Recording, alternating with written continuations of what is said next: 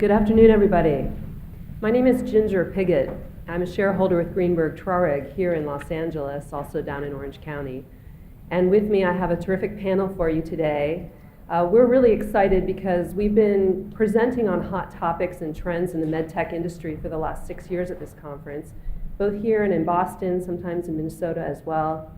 And what we find is that it turns into a really interesting dialogue. Today we only have an hour, and we have 3 really talkative additional panelists besides myself. And I'll just do a brief introduction. First of myself, as I said, I'm Ginger Piggott. I'm a shareholder. I have 27 years of experience working in the medical device industry as a litigator. And what that means is I tend to come in when you have a successful product and people start to sue you. However, I also do a lot of consulting to try to help companies to mitigate or reduce their risk of getting into that position down the road. Also doing a little bit of work with respect to the unfortunate need for recalls, field actions, dealing with FDA regulatory actions and what they may mean, how to document and how to make sure that you're taking into account the best way to protect the company as you move forward.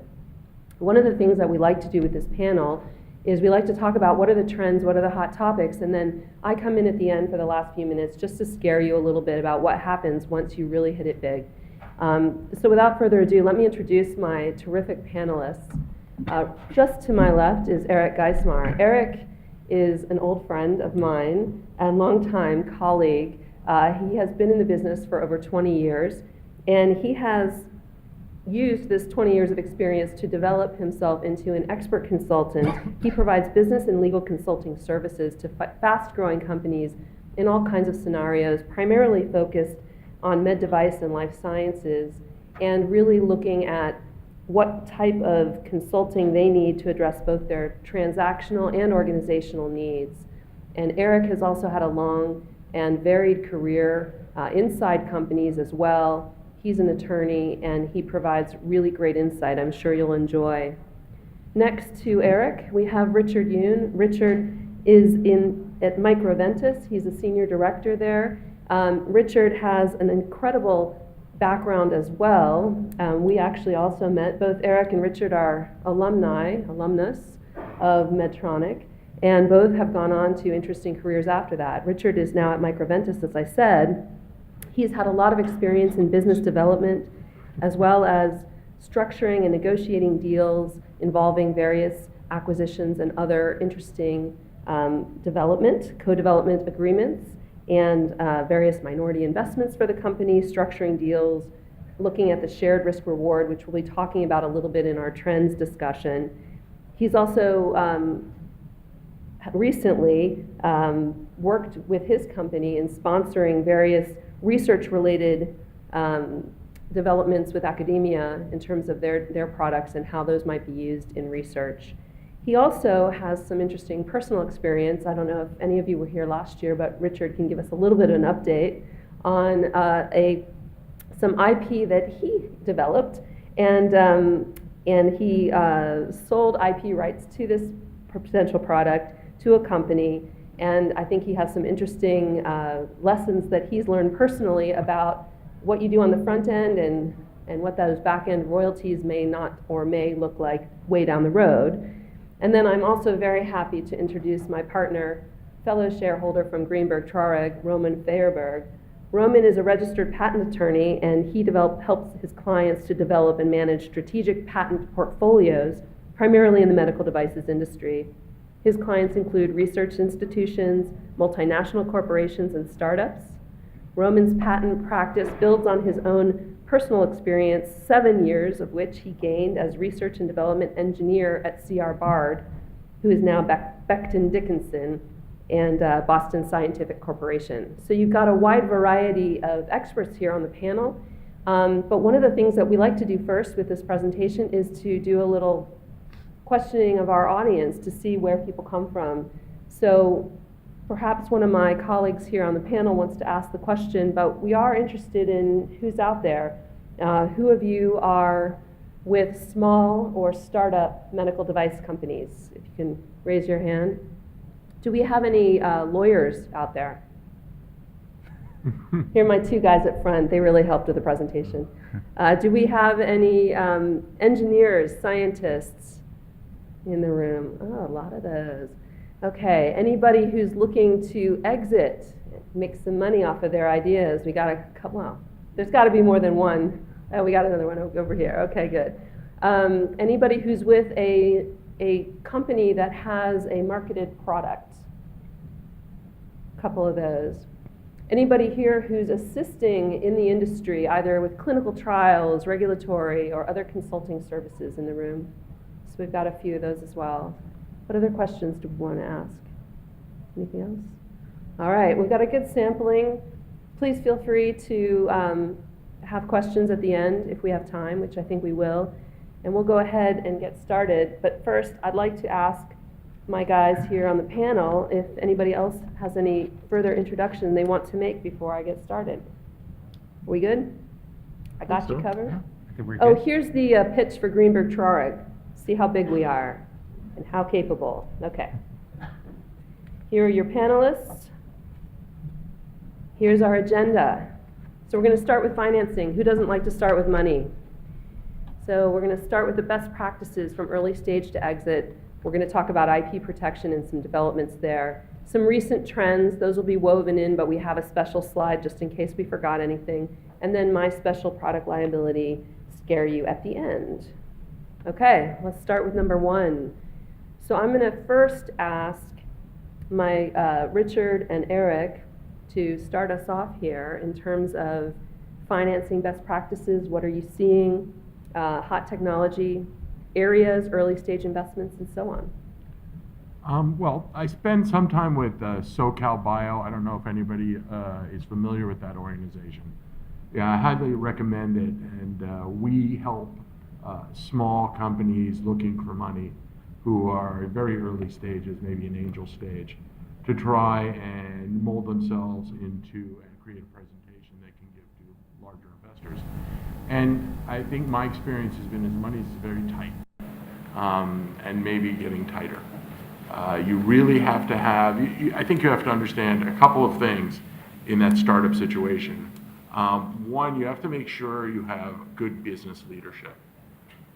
I know a lot of our companies come out of technology incubators such as UC Irvine and UCLA and USC, and they're driven by the inventors. But you need to have someone that understands the business and can take you to the next step in order to get that money, that either a Series A or a Series B, whatever you're looking for. So that's very important to keep in mind. And there are a lot of people out here looking for a little bit of money. So make sure you have the business capabilities to talk with investors. So I follow up on Eric's. I agree. I've been on both sides. On the company side, where I'm looking at various places trying to make pitches for us to invest in them. At the same time, I personally had tried to start a company before I went to microvention and was trying to hustle and try to get money. So I was on both sides of that, and it's a difficult process. I'll say this, the problem with a lot of medtech companies is that a lot of times, especially with the regulatory pathways, the pathway to get a product and be making money takes a while. And most VCs have a much shorter window in terms of when they want to see return on their investment. So what are some things that will help you possibly get influenced by some VCs? Because there are VCs that have focused on the medical device space and they've made money because once they do well, they've actually had good returns. So it's often very important to maybe get someone involved in your company, like the leadership, who's had a successful exit before. Because those are the ones who have the connection back to the VC. Goes, hey, I made you a ton of money there. Come back and, this is something I believe in. You're going to be patient and you'll be able to do it. I've also encountered some, these days, some medtech companies that have, had early financing, but new financing is starting to get a little tight. And one of the things, I realize is that when I look at these companies, I look at the fatigued investor, right? When did they put in their money? And then if the money was put in about 7, 8 years ago, they're tired. They don't want to put in more money. They really want to exit. So it gives me it's one of those like insights I could take very quickly on, hey, as they promote themselves as a company and as an acquisition, where are they really, what's going on behind the scenes a little bit, so. Yeah, just to if you take a look at it from the company side as opposed to the venture side, a few years back, the accounting laws changed, and now the companies have to, if they make an equity investment, at the end of every year, they have to write it up or down to market value. So it used to be a lot freer for companies to make investments in small startup companies, just as a way of getting a board seat of maintaining contact with that organization. Now it's tougher for them. And they really want to see results before they'll put significant money in, mostly human results. Animal results might not even be enough. And, they have to do this. It's the classic innovator's dilemma. I don't know if anybody's read Clay Christensen's book, but very difficult for big companies to innovate significantly to create disruptive technology because it doesn't make economic sense for them to do that. So they generally buy new disruptive technology from other small companies who are innovating instead. So they have to keep their finger in the water there, but the money is tight in big organizations as well. They will invest, they will make equity investments, but it's harder to get. Yeah, I just want to add to that one of the things we're seeing was, we have a number of clients in that space, and because of that, it's very helpful to have for the investors to see a very clear strategy to the exit. If it's a partner, if it's a larger company, how is that going to fit into their portfolio? Because, it might be a great technology, but if it doesn't fit into the larger company's portfolio, they're not going to buy it. And I think it's very important for the investors to see what's going to be the exit, when's going to be the exit, so they can plan it and kind of minimize the uncertainty. In terms of the sources of funding, have you seen that those have changed over the last year, 18 months? Have you seen different sources coming into the market or developments there, or is it still fairly stable in terms of where companies are receiving investment, finding success to exit? So I'm finding that the more and more companies are getting grant money from the government, SBIR type grants, and they actually look good because you've had third-party review take a look at your science, and they're willing to invest in it, and they're non-dilutive type investments. And so that gives us a little more of a kind of like, wow, okay, there must be something here. And so I find that a lot of the companies that have moved on, who are struggling with maybe getting that big funding or getting a Series A type of thing, they've been able to bridge some of that and stay alive and continue their the development, the research based on grant money. And so I don't know if it's a change where there's more available, but it's definitely something that every startup has to consider. That's just it's almost as important as getting your VCs or other investors like that. In my opinion. Roman, would you say that you've seen trolls and other patent investment companies put more money into small companies as they're trying to create access to their IP portfolios? No, I haven't. I can't say I have. I mean, I do see a lot more grants. I think partly because in the biotechnology industry, it's a lot easier to raise VC money. So those companies, the grants are now kind of free up for like medical device. And I think it's a great alternative, especially for medical device company, because it does take a little less money than, for example, like a biotechnology or pharma product to develop. So those grants go much longer way. So we're definitely seeing more in the grant or academic support space. And I think, obviously, everybody's trying to get to what's on our next slide, which is, the acquisitions that we're seeing on the higher end. And I know that there are obviously still mega deals out there. I'm just wondering whether there's been a shift that you've observed, anyone on the panel, with respect to some of these mega deals, what some of the larger companies are doing. I know, Eric, you had mentioned earlier about the fact that some of the larger companies simply aren't capable of being, or aren't motivated or incentivized to be the disruptors in innovation, but they're the ones that also have more money, Well, presumably. it depends on the company. You know, a company like Medtronic, which has 4 divisions, any sort of acquisition is to be paid for by the division. So it's not like they can even do any sort of significantly dilutive deal. And generally, these early stage deals are totally dilutive. Right. So it's difficult. Other companies have venture funds, in-house venture funds. J&J very active in that.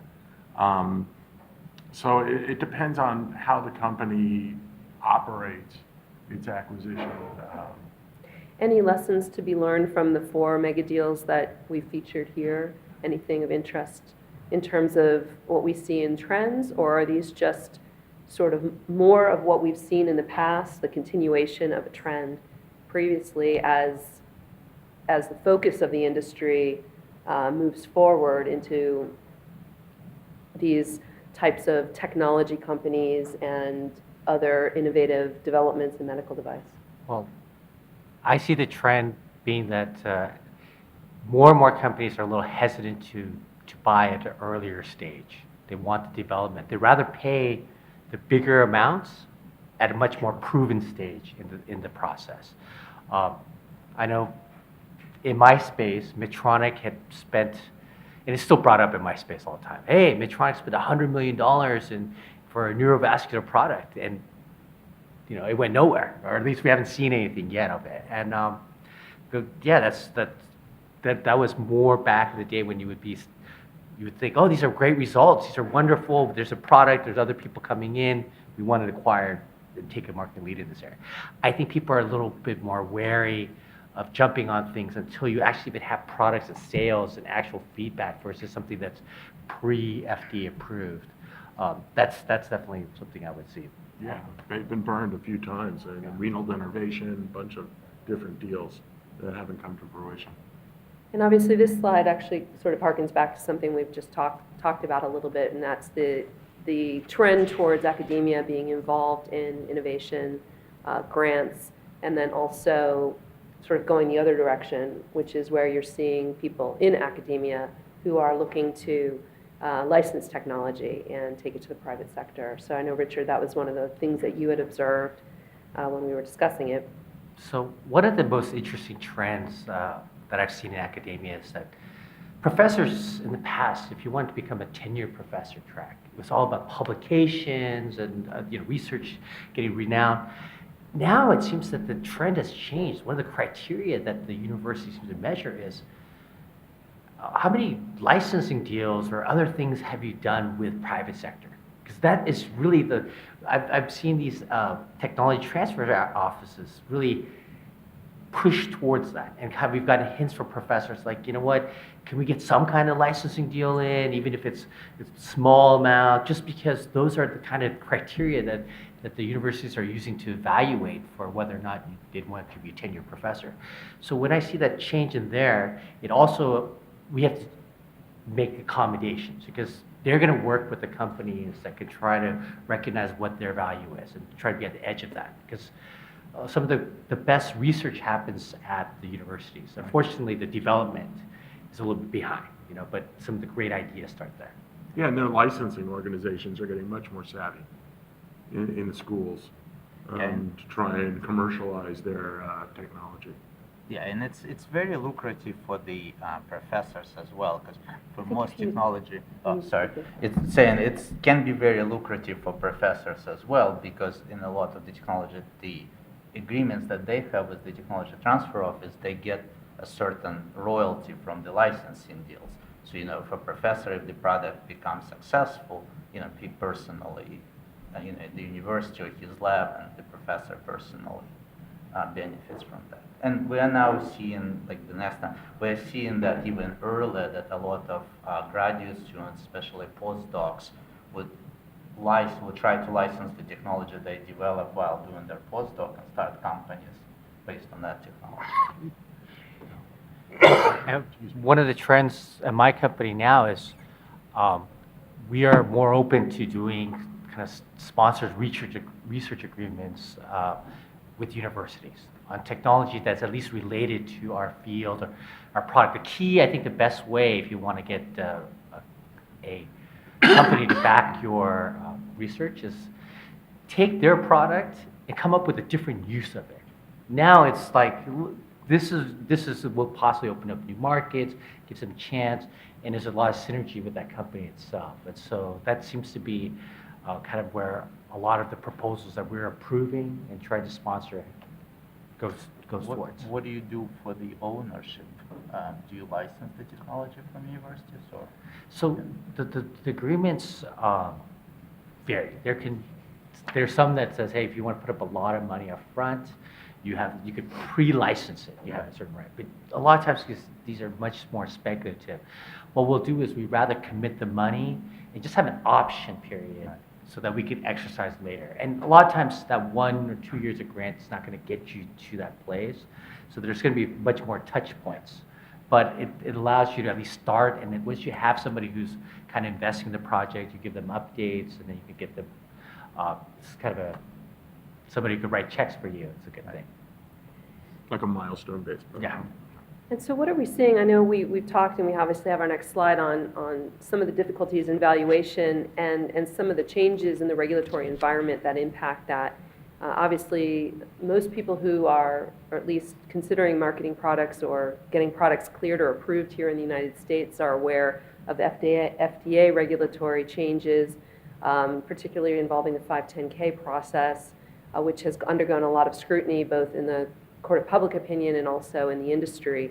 And wondering from this group what you're seeing in terms of how that regulatory environment and the potential changes or the changes that are going into effect in the EU in 2020 are impacting your clients or your company's outlook and their interest in investment and in how they're moving towards getting devices cleared or approved.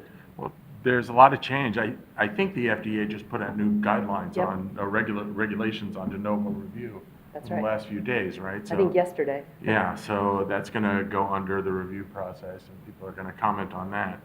But yeah, it's not as easy as the old pathway was, clearly.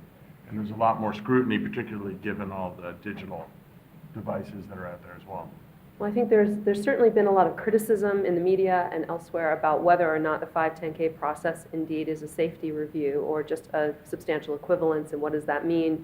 Has an impact in what I do in litigation, but it has even more, I think, of an impact in terms of what the companies are doing and how easily or non-easily it is to get that clearance through.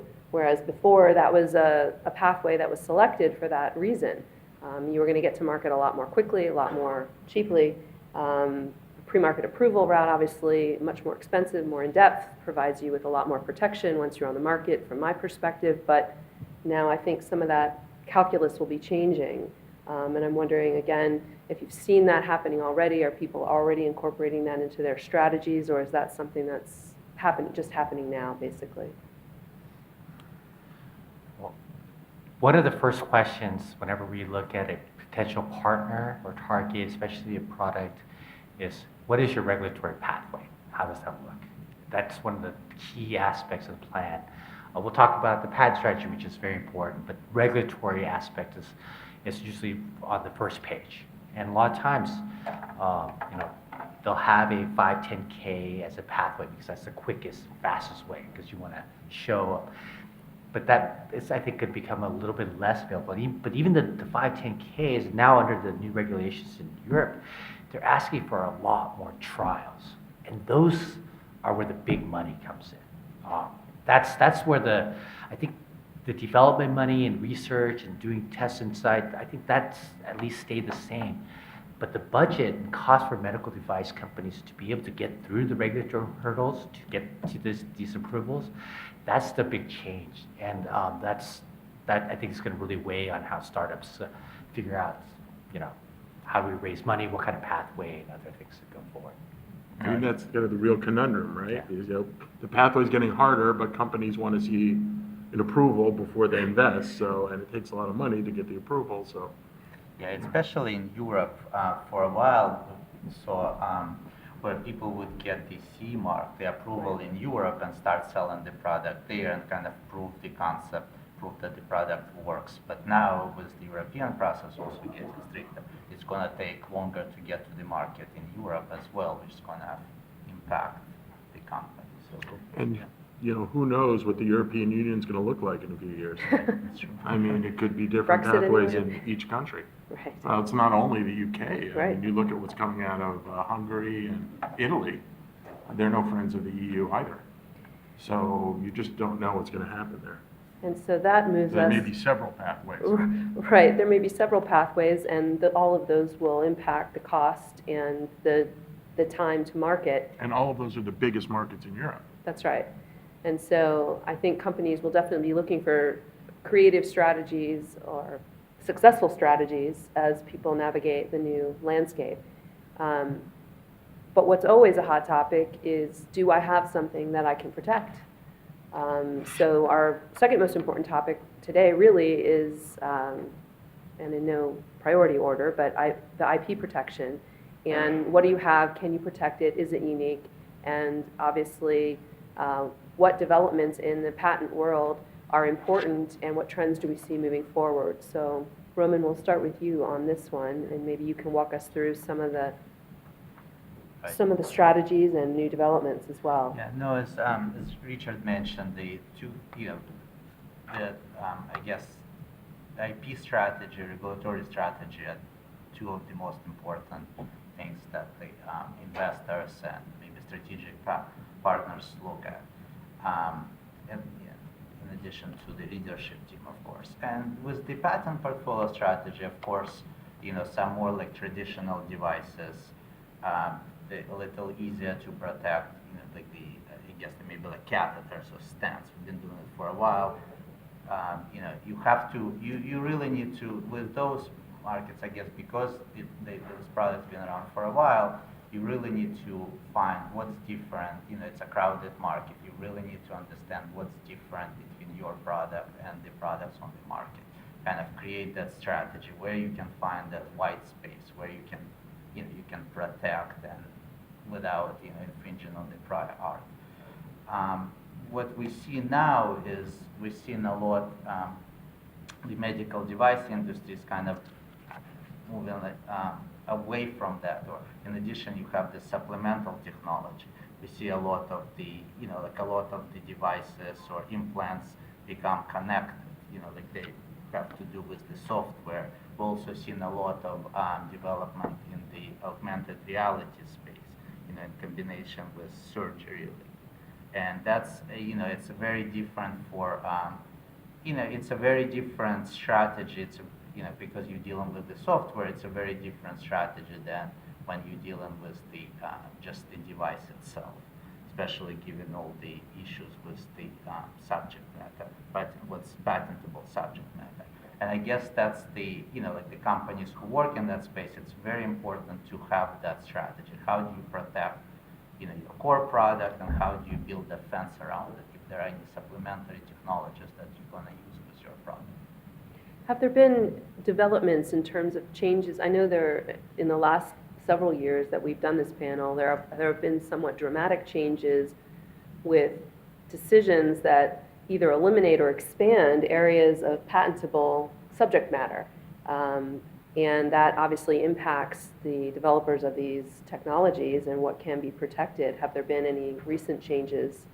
Yeah, there's definitely a lot of uncertainty, and there was a new guidance, I believe, in September from the Patent Office to the examiners about what constitutes patentable subject matter, especially as it relates to software. But I think the new director also talked a few weeks ago about that they're going to be further guidance, and the USPTO realizes that there are a lot of cases out there that kind of have different outcomes based on very specific facts, and there is a need for something that will make it easier for the patent practitioners and also for the examiners to examine this, and we'll see where it's going to go. Because obviously the value of your portfolio, or the value of your company may be directly impacted, or will be surely directly impacted by decisions of what is and what is not patentable. Look at someone like IBM. I mean, they made their living on licensing software, and, Right. you know, with the Alice decision, they have to change their whole business model. And especially for a startup, it becomes a problem because we've seen, I mean, at least for a while, what we saw is in some art units, because the examiners don't know how to examine patents, because there's so many different decisions, and they just, you know, the examiners are just reluctant to allow it because they don't want to be overruled, and, you know, that becomes an issue for the client because every office action you get, you have to pay to, you know, respond to it, and it also takes a lot longer to get a patent. So hopefully, you know, we will see more guidance from the patent office of what can be patented, and, you know, then we'll figure out how to draft around it. Plus, if you're going into a space that's already crowded, you know, I believe the willfulness standard has come down quite significantly. So it's not, you can't just say, well, we'll just infringe and, you know, we'll pay a license if we have to down the road, because that willfulness penalty can be huge. Yeah, it's a triple damages. For Yeah. willful So that's infringement. treble damage, so Yeah. triple Yeah. damages if, and. It used to be very hard to get, now it's less hard. So I've just put up the slide about the major patent law cases in 2018. And I don't know if you want to sort of quickly walk us through the impact of those cases or how those might affect the industry. Yeah, so these are the four Supreme Court cases that were either decided or heard by the Supreme Court this year. I'll start from the bottom, I guess. The first two cases, they have to do with the IPR, and that's basically a procedure in the USPTO where you can invalidate issued patents. So instead of going to court where you try to invalidate it, you go to a patent office, and the patent office kind of re-examines the issued patents to decide if it, you know, the claims are valid or not. And the first case, the oil states energy, that was the constitutional challenge to this proceeding. But the USPTO has, you know, constitutional authority to take away, because, you know, patent is a right, you know, it's similar as taking, like, let's say, real estate from somebody. You take it to the USPTO, which is not a court, takes away somebody's right. And so the Supreme Court found that the process is constitutional, so we still have this process, which is, you know, it's a very popular process used in litigation a lot. The other case was decided at the same time, the SAS Institute, that has to do with the procedure of this IPR. Because when you file an IPR, because, you know, a patent has multiple claims, and, you know, your product might infringe some of them and doesn't infringe all the claims. So you can file an IPR on selective claims. So when you file a petition, you say, you know, look at claims 1 through 5, 8 through 10, 11. And the question there was whether the USPTO can look at the petition and say, we're only going to look at, you know, some of the claims that you specified in the petition, 1 through 5, whether they could do that or they have to address all the claims. And so the court found that they have to address all the claims. And that's kind of, that introduced some uncertainty how the, you know, the patent office is going to do it. Because if they don't think all of the claims going to be ultimately invalidated, whether they're going to deny the petition or how they're going to handle it. And again, the case came out, I think, in April of 2019, so that's a new case. The next case is West and Gecko case. That has to do with damages, whether you can get lost profits outside the United States. And the case there was a product, a system to analyze ocean floor. And so they had a patent in the United States. They didn't have a patent in Europe. So the competitor basically made all the components of the system in the United States, sent them outside to Europe, and then the company there, you know, assembled the system and then sold it to some of the customers of the patentee. And that was the question, whether you can collect, based on the US patent, when you can collect lost profits outside of the United States, where basically the infringement took place in Europe, outside the United States, because that's where the system was assembled. And so it was a definitely pro patent owner decision, and they found that yes, you can collect lost profits. And the last one, this one was just heard a few weeks ago. This has to do with the what constitutes offer for sale when it constitutes prior art. Because as you know, prior art can be a published application, or it can be offer for sale or a presentation, things like that. Basically a public disclosure. So in this case, Helsinn, it has I think it's like a cancer diagnostic drug or cancer drug that they sell. And before it had the FDA approval, it entered into a contract with another pharma company to sell this drug. So it was even before, it wasn't, they didn't have the approval. This was under confidentiality agreement. So this wasn't a public sale. This was a secret sale. And so the question is whether a secret sale like that under the American Invents Act constitute prior art or not. And as I said, the court just heard it a few weeks ago, so it would be very interesting to see what the decision is. Yeah. It would really affect how you would conduct business before you. It's always best to file early and often when it comes to patents.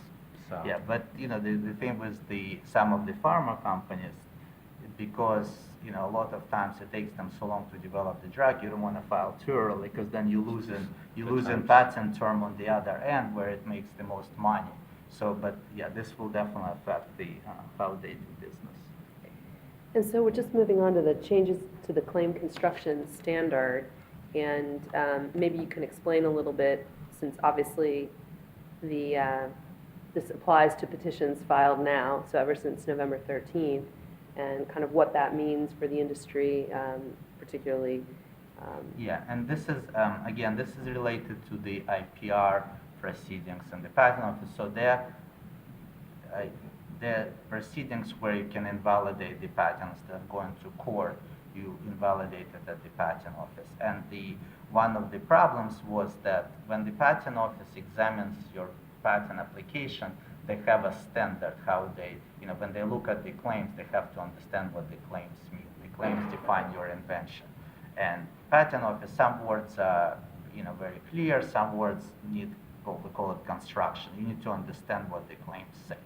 And when the patent office examines the patent, they use the standard, what we call broadest reasonable interpretation. So they read the claims as broad as possible, just because, again, they're trying to make sure they don't allow anything that reads on the prior art. But in courts, they apply a different standard. It's basically a standard, what be the meaning of this claim or the word in the claim to a person with ordinary skill in the art. So during the IPR, even though it's more similar to litigation proceedings, because it was at the patent office, they used their broadest reasonable interpretation standard. And so the results were different, because it's a little broader interpretation, so the patent office can invalidate a patent where a court would maybe not find that it reads on the prior art. So in November 13th, they changed their policy, and they're gonna, for the IPR proceedings, they're gonna use the same standard, a little narrower standard that the courts use. And they're gonna keep the broadest reasonable interpretation for the prosecution, for examination. Do people believe that that will lead to more consistent results between the IPR process and a more standard litigation court process? I mean, that's the idea. I mean, some people believe that there is really not that much difference between the broadest reasonable interpretation, and because the examiners usually are skilled in the art, a lot of them are scientists and engineers, not really lawyers. So some people think that it's not going to have that much impact, but the big thing is also part of this, there's going to be a estoppel applied to it. So I think that's going to have more impact. So people will be barred from raising it again, yeah, from basically. raising the same arguments in later court proceedings. And so just looking at trends, the USPTO update, which is the next slide, just to keep us moving along. I'll go through this very quickly. This is just the statistics from the patent office. Actually, the filing trends are from 2017. I couldn't find their fiscal report usually issues at the end of the year. I couldn't find anything for 2019, but it's probably the same. As you can see, the filings were pretty much the same over 2016 and this same year. Like very slight, provisional finance, very slight decrease. Then they still have a backlog of applications of almost 500,000, but as you can see, it's decreasing, and the patent office definitely is putting a lot of emphasis higher. They open new offices outside DC. There's an office in Denver, and the other offices. So they're definitely working on that to eliminate or at least significantly decrease this backlog. Is there any other, rumors, data, information out there about whether that trend is significant, whether it's flat, whether it's actually decreasing, and why would that be, and whether that has any importance to this industry in terms of patentability or the expense of it, or people going with the trade secret route instead? I mean, what are you seeing with your clients? So it's definitely, I believe that they're going to continue to reduce the backlog. They have a goal with like what the total pendency is. It's really, I think it's 3 years, and then if it's more than 3 years because of the patent office, in some cases you can get a term extension. I think it's a good thing for the industry, because obviously you want to get your patent as fast as you can. You don't want to, if it's patentable invention, you don't want to sit in the patent office for 2.5 years, especially for a small company. It might not be as important for a larger corporation, but for the startup emerging company, it definitely makes a big difference. And then we put this in this hot topic, which we've already sort of been talking about, but just looking at trends, interested in what we're seeing over the last year, 18 months. We've talked a little bit about some of these topics in the earlier sections, but looking at how that might impact the industry and how that might be relevant to the folks here in the audience about early development deals, the different types of technologies and exciting innovation that we're seeing. I don't know, Eric, if you want to start us off on that? Well, sure, thanks. One thing I've seen a lot of, particularly in the areas of devices that are more prophylactic or monitoring based, is there's a lot of cooperation now between device companies and consumer companies. I think this has two major effects, maybe not both of them intended, but one, it's given, over the years we've had a lot of digital platforms, a lot of digital applications that have come up in working with devices or in the medical space. And it's been very difficult to utilize a productive business model to monetize those platforms.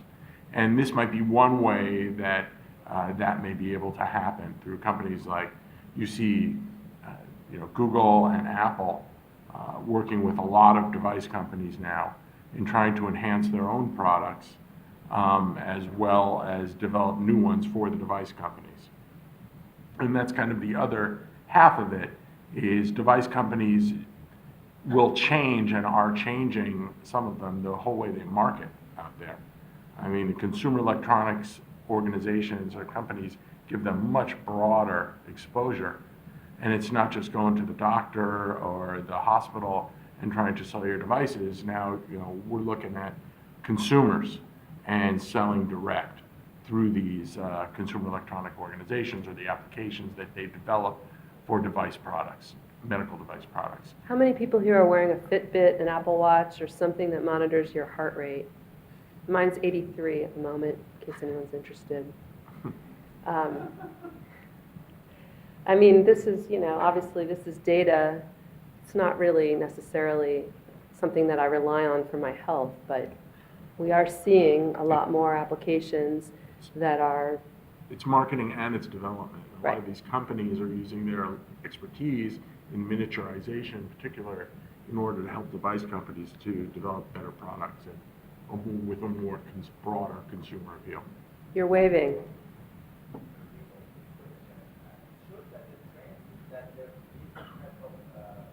Wearables, yeah. It's coming down, the usage of them in the maybe in the recent 6 months or 1 year is coming down. So that shows that maybe people first had bigger expectation, but now they see that is not, it's more useful for fitness, but as you said, it's not useful for my health. So what do you think would be in the next 2-3 years, considering the digital health really get to the market, and how you monetize would be like on the watch and phone, or would be different way? So you're saying it's like, it's not that important that you know how many steps you've taken, you know, over It's the still last important to 24 some hours? of us, but Okay. that's because I'm a late adopter.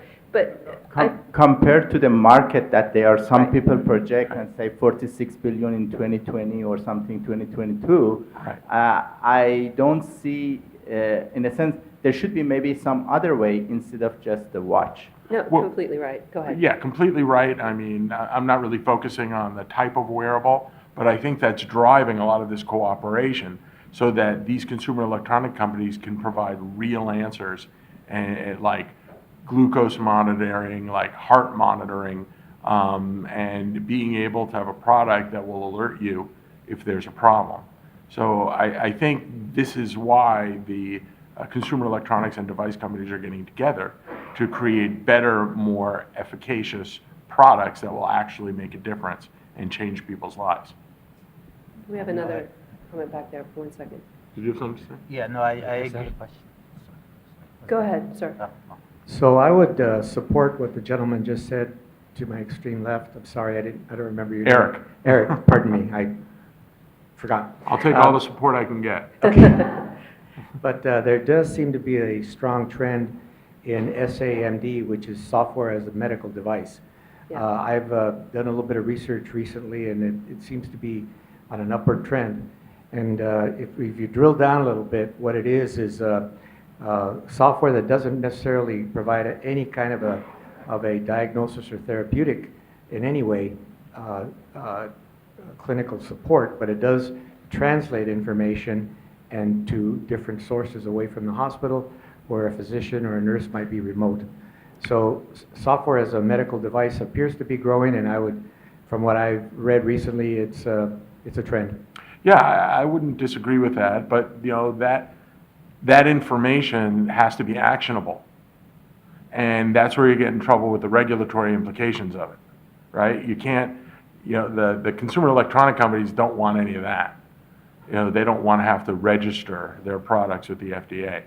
But, you know, you're talking about something that, you know, where you get actionable information given to healthcare providers. Well, a physician could be at Mammoth Mountain, and he could get information that he could call back to the hospital. As one example Sure. that they gave, and or he was up, doesn't matter where he was, but he could call back to the attending physician or the nurse clinicians to say, "I just got a notice that this patient's oxygen level has dropped 20%. If you haven't noticed, you need to get in there." That kind of thing. So it's immediate. It's just absolutely Yeah. immediate. And that seems obviously to be a way to improve intervention in some cases. Agreed, and coming from the diabetes business, same kind of thing. You know, getting information on either heart functionality or blood sugars to the doctor quickly. Problem is, how do you set up an economic model that pays for that? I mean, that's what the whole digital arena has been struggling through. And the risk that comes from who doesn't act on that data, or does that data go, That's a good point. you know, I'm in Mammoth and my cell reception, my internet, you know, I don't get that data and nobody notices. Right. And so it adds a layer of complexity and risk that has to be evaluated and understood. And I think that's the interesting thing. I mean, we have AI, we have these interconnectivity, we have cybersecurity risks. I mean, I have a whole department at our firm that talks about cybersecurity and privacy because so many of our medical device clients are having to deal with, you know, we go back several years now on the hacked pacemaker episode of Homeland, but we do have it being tested of, you know, can I hack into your insulin pump and give you an overdose? And the answer is I might. And it's the problem is there's this fear component to it where the FDA wants you to add extra security measures, but you know, and then you have to think rationally about, you know, who wants to kill someone by having their pump overdose Well, them? I and mean, are we gonna it's be easier to cost roll a hand prohibitive? grenade. Right. into their office. So, I think there will be a middle ground there somewhere at some point where, people will be able to have actionable information, but it's not going to be, you won't have to have your phone with you 24/7 or else you're going to get sued if you don't pick it up. Right. I think this gentleman had another comment before we move on to keep us on track. I'm coming from the background that to have a reliable, in a sense, if we can provide a reliable network for just healthcare and to make sure the security and reliability of the data and all these things, but after that, then whoever received that data could be some, I don't know, some nurse that is responsible sitting in the hospital. She should act on it. So we shouldn't worry about somebody gets sued but if the network is reliable, everything should be smoothly happening. So That's why we worry yeah. about getting sued, because it can be reliable, but we're dealing with, again, they're human beings on the other end. I think the hospitals might have a slightly different take on that. Right. But no, it's a really fair point, and it's Yeah. interesting because I think as also device companies start looking at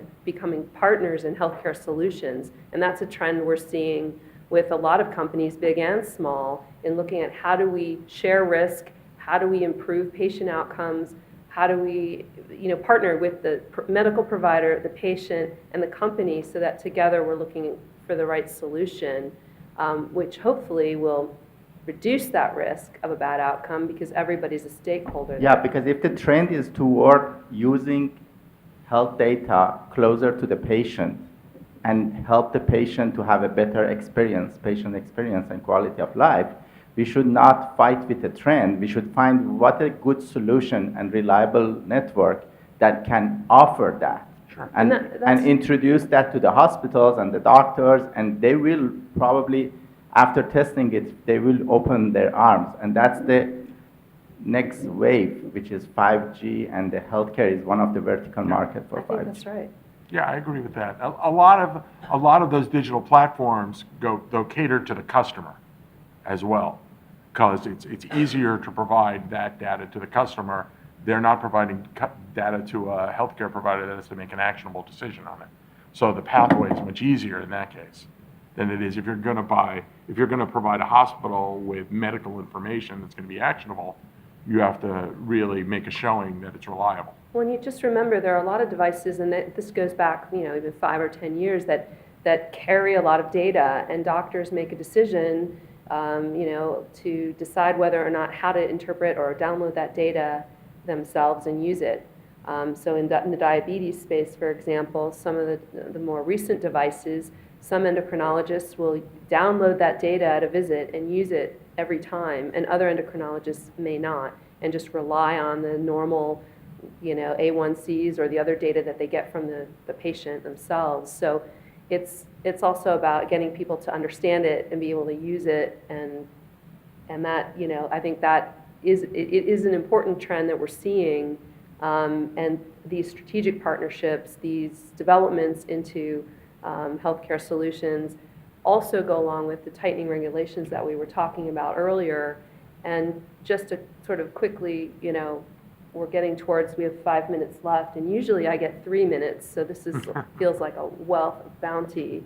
And I want to give my panelists a few moments also to help us finish this out.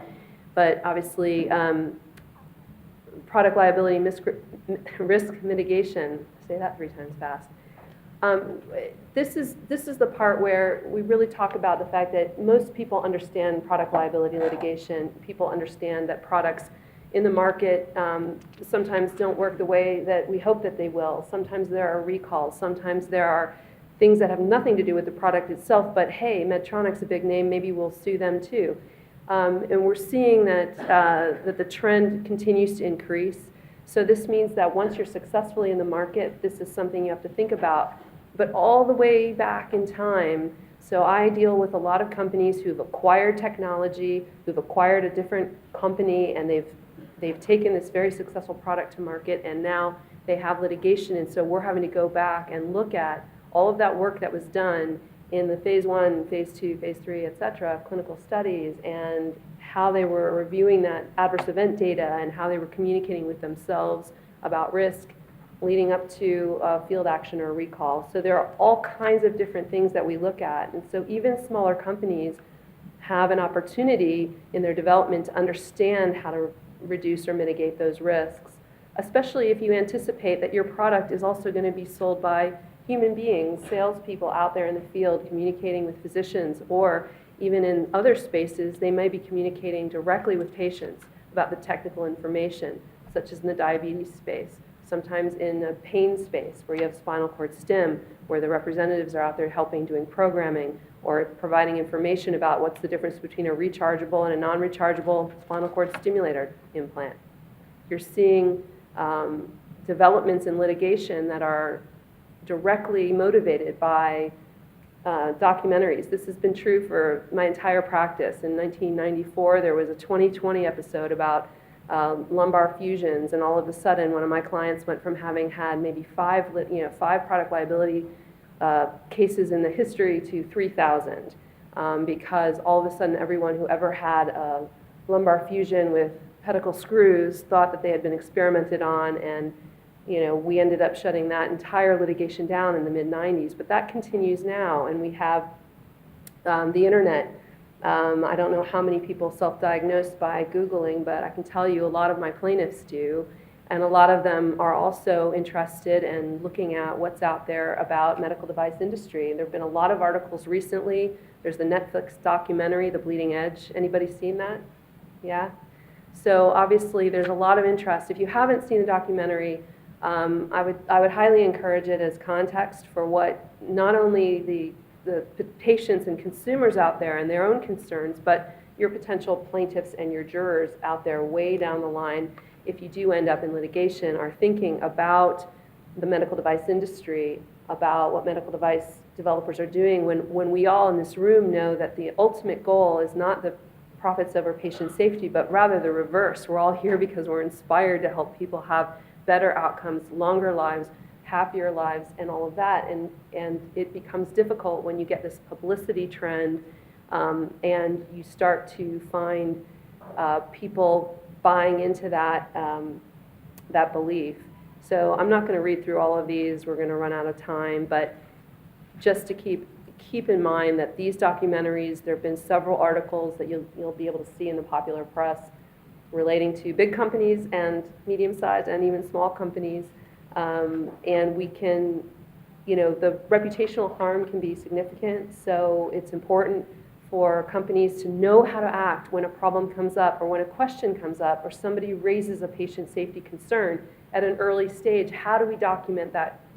How do we do that in a truthful way that isn't going to get us in trouble down the road? And there's all of those write smart, WRITE, and that's a very important thing. We do a lot of, this is my pitch here, we do a lot of consulting to help companies understand how to reduce and mitigate. We have a question back here. Well, we don't have any time, but why don't you come up? Come up. Can I ask you a quick Yeah, question? go ahead. What do you see as far as trends for the defense of preemption in the medical device world? I know there's been some erosion there from its initial conception. Where do you see that going? So I think, and just really quickly, preemption basically says that if your device is a pre-market approved device in particular, then traditional product liability claims are barred. Basically, those would be, your failure, your bad design, your failure to warn, your manufacturing defect, unless you deviated from your approval. And what we've been seeing is that we still have a very strong preemption defense for pre-market approved devices, other than the creative claims, which are you did something that was outside of your approval, you deviated from a manufacturing requirement that was specifically required in the pre-market approval, your sales representative was out there doing something that was beyond the labeling, so that sometimes can be excluded. Oh, or by the way, you made statements or representations on your website that are being interpreted as an express warranty. So express warranties are separate. If you make a specific promise to somebody about the functionality or how long your device is going to last, well, you have to be held to that promise even with preemption. So we're seeing... It's a contract, not a It's a tort. contract, it's Yeah. not a tort claim. So we're seeing that as an interesting development there, but we're also seeing that if the FDA makes this move to establish the 510K clearance process as a safety evaluation, we may go back to some of the good old days where we were able to use the 510K process to establish specific requirements for our devices. If you have an IDE, you have an HDE, you have other types of approvals, those can protect you in a product liability context still.